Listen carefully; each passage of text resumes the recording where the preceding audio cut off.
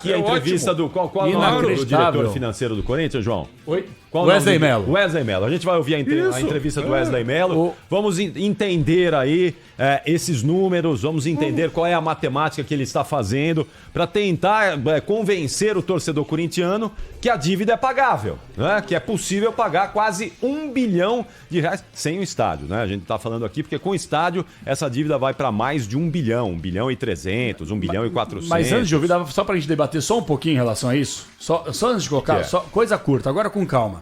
O que eu tô querendo dizer aqui, eu concordo com o Pretz, eu não vou ser incoerente aqui.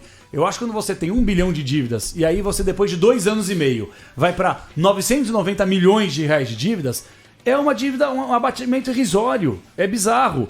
Hoje, quando foi divulgado, eu vi alguns colegas, e eu respeito demais, vendo que a dívida diminuiu 0,2%. Na letra fria da palavra, isso não se aplica. Então, por isso que é importante a gente ouvir um embasamento que tem a dizer o cara que mexe com o dinheiro no clube. Agora, quando a gente fala de profissionalização em vários departamentos dentro da instituição, isso foi feito na gestão do Duílio. No próprio departamento jurídico, por exemplo, a saída do Turbilhão e a entrada do Herói foi uma coisa profissionalizada lá dentro ou não?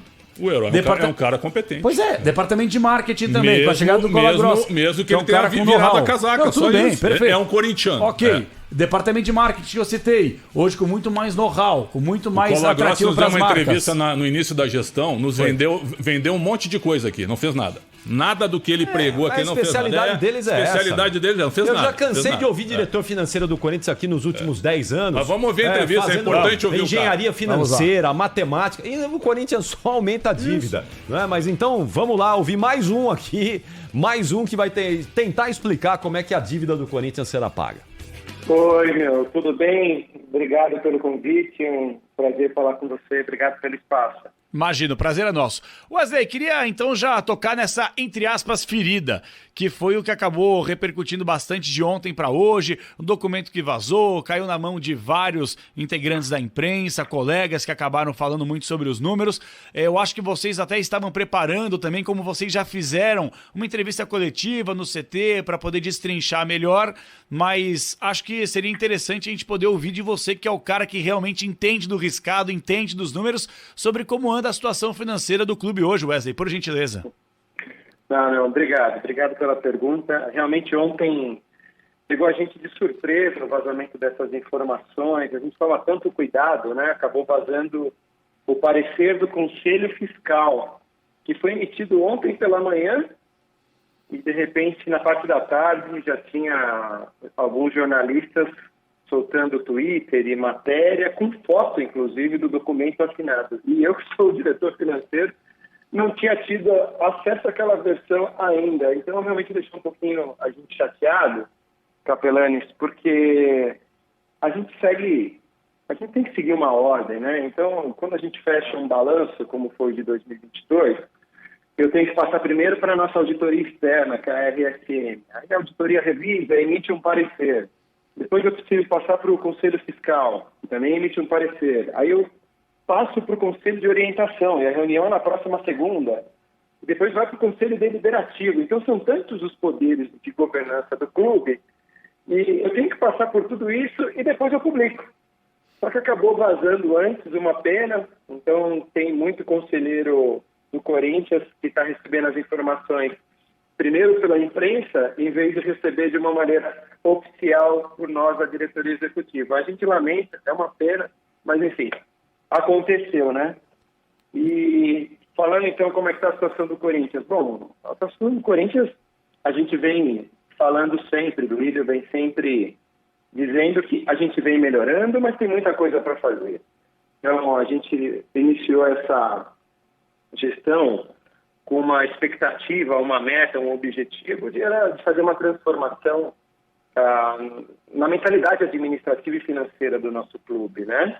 E para nos ajudar com isso, a gente trouxe a Falcone, agora a gente tem o apoio da KPMG, porque também a gente precisa de recursos para nos ajudar nisso. Não é um processo fácil, definitivamente não é, ele leva tempo, ele exige muito treinamento, exige muito workshop, exige muita conversa, muita discussão, porque, como eu falei, é uma mudança de cultura. E isso leva-se tempo, né? Então a gente foi buscar esse apoio dessas consultorias de renome no mercado para nos ajudar e a gente está aí tentando colocar a casa em ordem. Já tivemos 2 anos com que a gente entende de resultados positivos, mas a gente ainda tem uma jornada pela frente. A gente não pode parar por aqui, a gente tem que continuar assim. Ah, sem dúvida. Eu até lembro que quando eu conversei a última vez, faz tempo isso aí, com o Felipe Isabella, que é da oposição do Corinthians, aí a gente falou muito sobre essa questão financeira e acho que até os membros da própria oposição entenderam que não vai ser 1 mandato, 2 mandatos que vão resolver a situação financeira do clube. É um processo gradativo que vai demandar profissionalização da área, como vem sendo feito no clube, e principalmente paciência e outras possibilidades de arrecadação, de receitas entrando. Esse documento, Wesley, me corrija se eu estiver errado. Ele aponta o seguinte, que o clube arrecadou 779 milhões de reais, 55% a mais do que foi em 2021, que foi a 3ª maior receita do país. E a dívida total acabou abaixando um tanto quanto de maneira irrisória, que foi 0,2%, o que dá 910 milhões de reais. É basicamente essa a conta, a dívida do Corinthians hoje para 910 milhões, com esse novo balanço que vocês realizaram internamente? Bom, Capelani, vamos lá. Então, eu até preferiria não ficar te dando os números oficiais em respeito aos conselheiros que não receberam os números, mas como vazou, paciência, tá? Sim, são esses os números que você mencionou, esse número de receita, esse número de dívida. O que talvez a gente precisa ter uma análise um pouquinho mais ampla é quando a gente fala que a dívida caiu de uma maneira irrisória. Você comentou agora, é a sua análise, eu respeito, e eu li isso também hoje de alguns outros jornalistas que fizeram essa análise. Dá a impressão, viu, Wesley? Me desculpe, dá a impressão, fala assim, pô, 0,2%, onde já se viu, é baixo demais, é irrisório. Mas, assim, por isso que é importante entender também, talvez o seu embasamento passado agora, eu mude minha opinião, porque realmente não é a minha área essa parte econômica, sem dúvida. E eu só te agradeço por isso, viu, Capelani? Pelo menos você está me dando a oportunidade aqui de dar a minha visão, ou de dar a visão do Corinthians em cima disso, tá? Porque o torcedor, o mais importante é o torcedor corintiano receber a informação coerente, a informação correta e a análise correta. Então, obrigado por ter trazido esse tema, essa sua leitura. Eu vou dar só uma perspectiva um pouco diferente, e aí, obviamente, cabe ao torcedor, a quem vai te ouvir, a sua audiência, tirar suas próprias conclusões. Perfeito. Tá? Quando a gente iniciou a gestão, que foi no começo de 2021, a dívida de dezembro de 2022, ela era de 949 milhões. Essa dívida, se a gente não tivesse feito nada, essa dívida atualizada pela inflação nesse período, ela seria de mais de 1 bilhão e 200 milhões de reais. A taxa Selic, que é a referência para todos os juros que a gente tem aqui no Brasil, até 3 anos atrás, ele era cerca de 2 anos atrás, era cerca de 3%, e hoje ela está em 13,75%. Então, olha como aumentou muito a taxa de juros nesses 2 períodos. E mesmo assim, a gente não deixou a dívida crescer, ela caiu.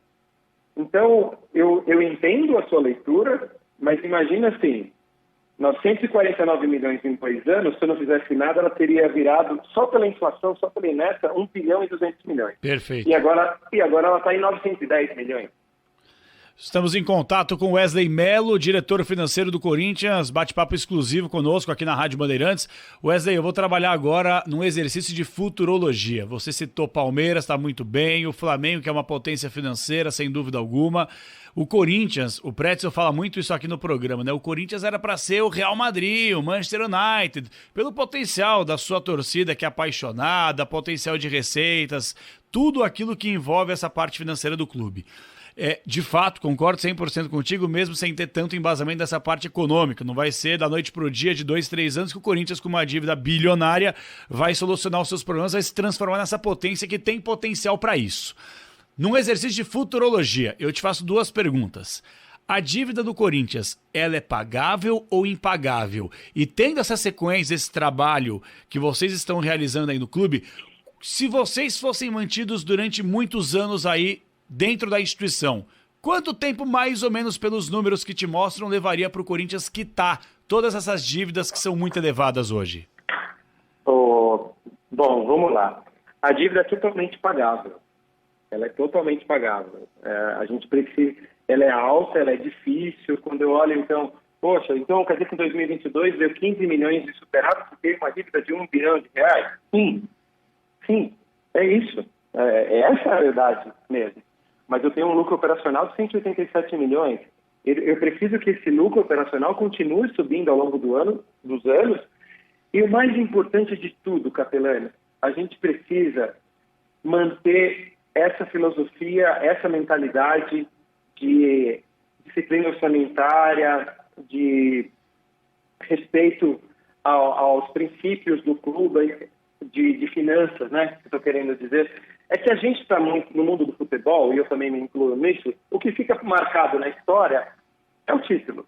E, de repente, o ano passado, mesmo com toda essa austeridade que a gente está implementando, a gente chegou na final da Copa do Brasil e não ganhou por detalhe. Eu não sei se você concorda comigo ou não, Sim. Mas o meu Coringão jogou muito melhor que o Flamengo lá no Maracanã e não ganhou. E foi operado no primeiro jogo.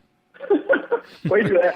A gente podia ter ganhado esse campeonato. A gente podia ter ganhado e, de repente, a conversa agora seria outra, né? A pressão sobre a finança seria outra. Mas, enfim, tudo faz parte do processo. No final das contas, a gente quer realmente ganhar títulos. É que eu, como sou um cara técnico, eu tenho o chapéu do torcedor. E quem me conhece sabe, eu sou de arquibancada, eu sou de torcida organizada, nunca escondi isso de ninguém, tenho essa raiz sim.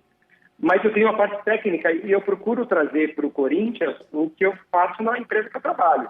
É uma multinacional, eu sou executivo há muitos anos de multinacional, eu sei qual é a linha de conduta, eu tento ajudar o meu Corinthians nessa maneira. E independente de ser, eu não sei exatamente o que você quer dizer quando vocês estarem aí, que eu acho que o importante não é a corrente política. Eu vou até te explicar o que acontece, e eu lamento muitas vezes. Eu vejo o Duílio profissionalizando muitos setores que antes estavam defasados no clube, e aí, de repente, ele tem um mandato de 3 anos.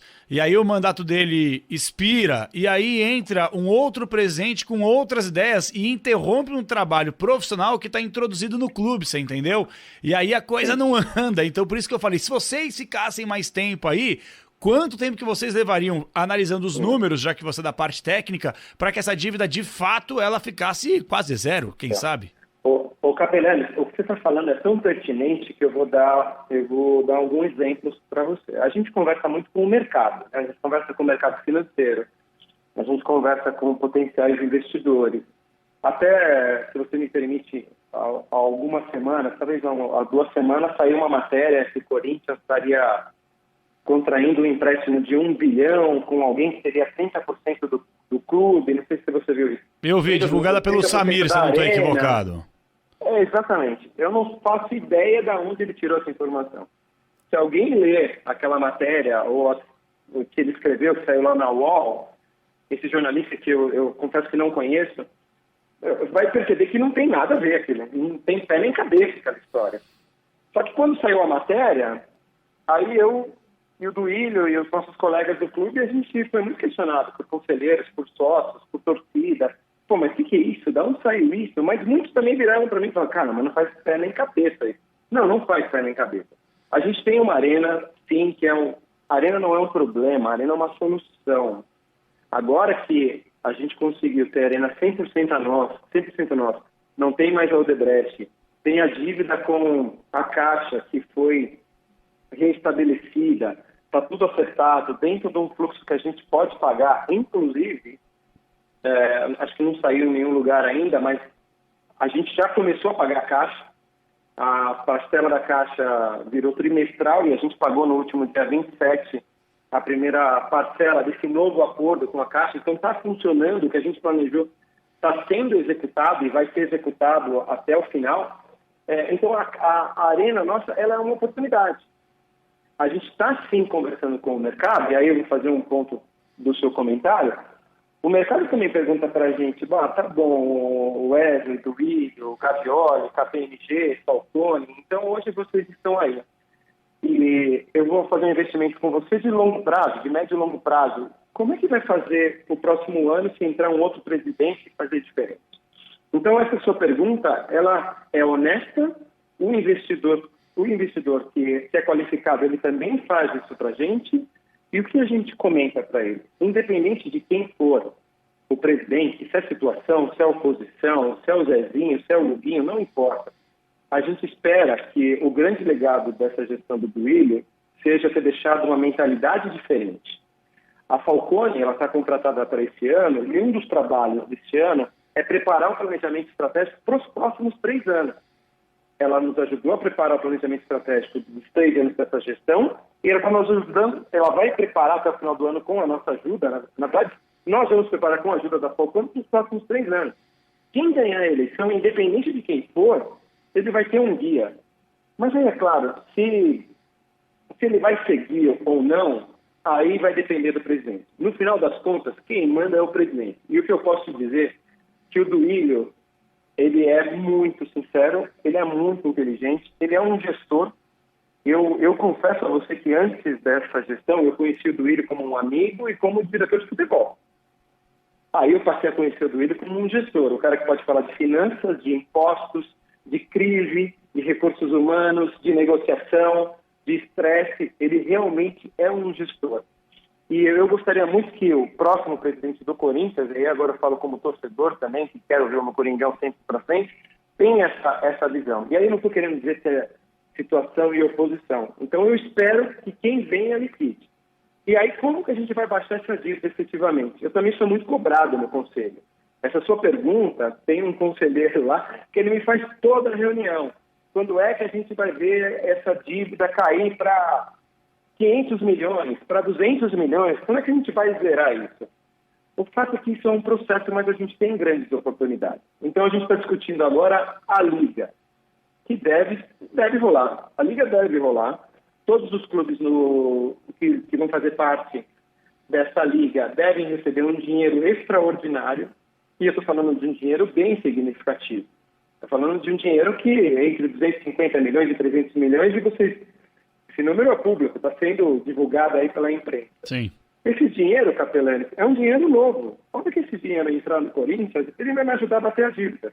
Então, se eu tenho hoje 910 milhões de dívida, imagina poder destinar 300 milhões só para bater essa dívida.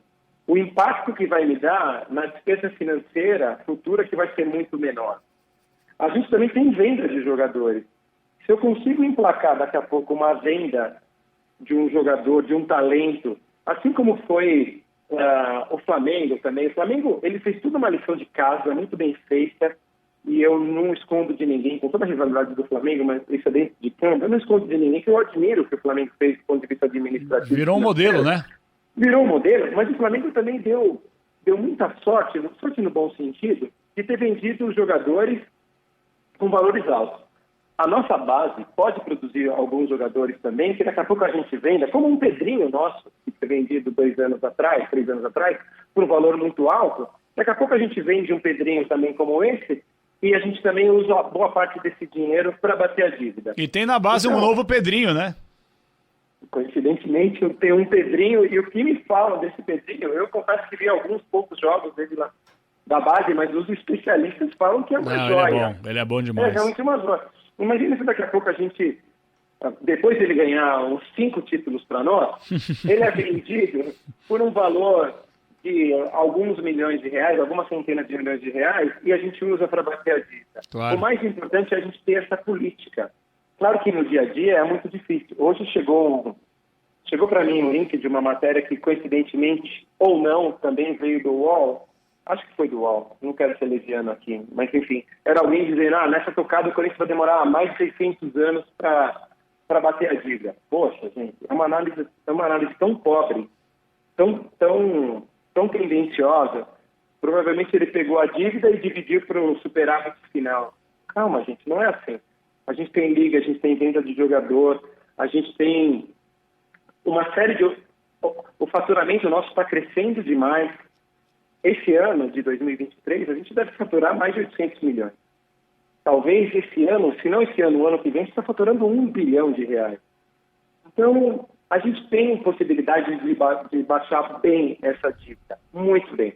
Eu diria para você que mais uns 3 anos, Capelani, sinceramente, uns 3 anos, a gente vai estar uma potência também na parte financeira. Wesley, para te agradecer, cara, estamos aqui mais uma vez, quem está chegando agora conosco, Wesley Mero, diretor financeiro do Corinthians, abrindo o jogo sobre inúmeros pontos importantes também que certamente vão repercutir demais aqui para a fiel torcida corintiana. O que a gente mais ouve é o seguinte: o Corinthians não está contratando porque não tem dinheiro. O Corinthians vai entrar na Libertadores, não conseguiu contratar praticamente ninguém. O que é verdade e o que é mito? De fato, vocês estão segurando, controlando por essa situação? Ou o Corinthians, no seu departamento de futebol, por mais que não seja a sua área, é claro, mas você que é o cara do dinheiro, literalmente falando aí dentro, o Corinthians hoje ele tem a sua reserva para, de fato, se aparecer uma oportunidade legal, tem aqui um cacife para poder comprar um jogador? Tem sim, Capelani. É o que você falou e falou muito bem, né? Eu sou um técnico de finanças e eu sou um palpiteiro no futebol, mas como torcedor. Dentro do clube, a decisão, obviamente, é do presidente, da equipe técnica do futebol. Para eles, ali eu não palpito. Eu só falo da parte financeira. Mas a nossa estratégia é assim: se tiver uma oportunidade como a do Fausto Vera, alguém que seja um cara, tecnicamente, entendido, que vai nos ajudar dentro de campo, que é importante, que é necessário, que vai levar a gente de patamar, e dentro de uma condição financeira que a gente consiga arcar, ou que a gente consiga se financiar, porque vai ter um retorno ali na frente, a gente vai fazer sim. O que a gente não vai fazer, e o presidente Duílio deixou muito claro, é sair contratando a torta e a direita só para ganhar um título. Não é só, né? Nunca é só ganhar um título, porque ganhar um título pelo Corinthians... mas a que preço, né? Ganhar um título a que preço, né? Mas a que preço? A gente não vai jogar fora essa mudança de cultura que a gente está tentando implementar para ganhar um título. Eu vi o Corinthians ganhar o título em 2005 e eu vi o Corinthians cair para a segunda divisão em 2006. Eu não quero ver isso de novo. Nunca mais. Nunca mais. Então, vamos arrumar a nossa casa. E a hora que a gente puder fazer investimentos como esses times que estão mais organizados financeiramente podem, a gente vai fazer. Mas sim, pode eventualmente ter uma oportunidade e o Duílio entenda que é o momento e a gente faz contratação sim. Só que tem todos esses aspectos para serem levados em consideração. Salve o Corinthians! Bom,